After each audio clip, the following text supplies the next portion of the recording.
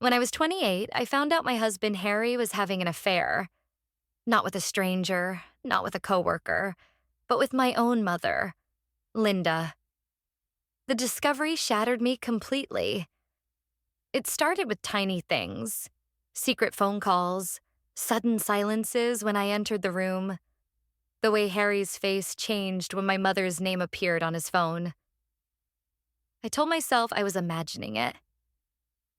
That grief from our miscarriage was clouding my mind, but I wasn't wrong.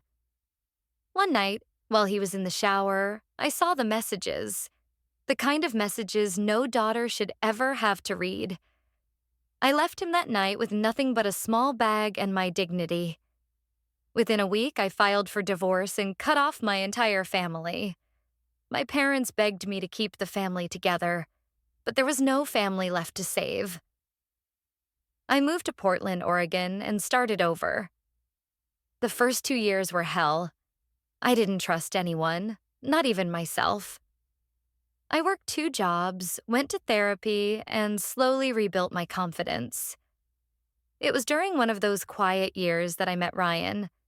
He was gentle, patient, and nothing like Harry. He never rushed me, never made me feel broken.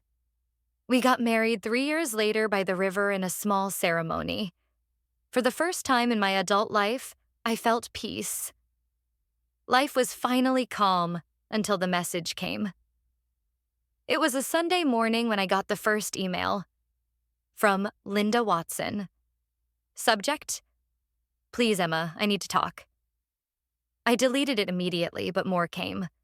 Letters, voicemails, and finally, a video call request. I ignored them all until one day, curiosity won. When her face appeared, I barely recognized her. My mother, once so proud and elegant, looked fragile and gray. She whispered, "Emma, I know I don't deserve your time, but please, I need you." Behind her, my father, Thomas, hovered awkwardly. His voice trembled as he said, "Your mom's been sick." We didn't know who else to turn to. Then came the truth. Her kidneys were failing. She needed a transplant. I said nothing for a long time as they pleaded. Finally, my mother said, "You might be a match. Please, just get tested." My father added, "She's still your mother, Emma. You'll regret it if you don't help." I laughed bitterly. "You mean like I regretted trusting her with my husband?" He snapped, "That was a long time ago." I ended the call and told them I'd think about it. A week later, I got my test results. I was a perfect match. Part of me wanted to delete the report and forget it. But another part, the one that needed closure, decided to go back. I flew to Charleston and everything felt frozen in time. The same family house, the same creaking porch. My mother was already in the hospital, pale and small.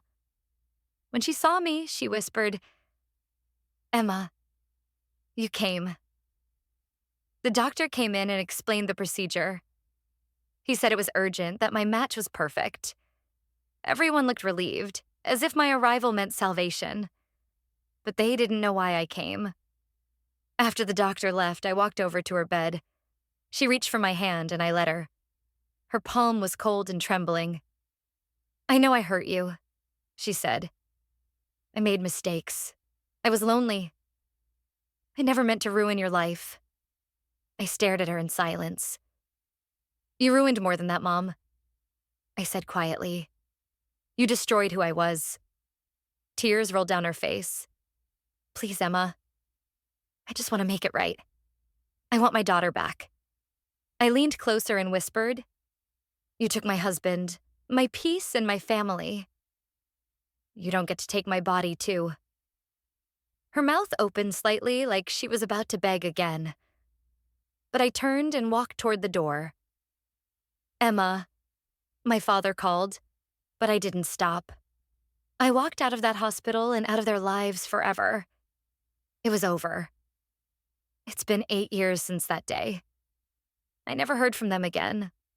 My mother died 6 months later. My father sent one short letter. "Your mother is gone. She wanted you to know she loved you. I never replied. Today, I live in Seattle with Ryan and our daughter Grace. We built a home full of honesty and laughter, the kind of life my mother never could. Sometimes on quiet mornings, I still think about her, about what forgiveness really means. And I realize forgiveness doesn't always mean opening the door again.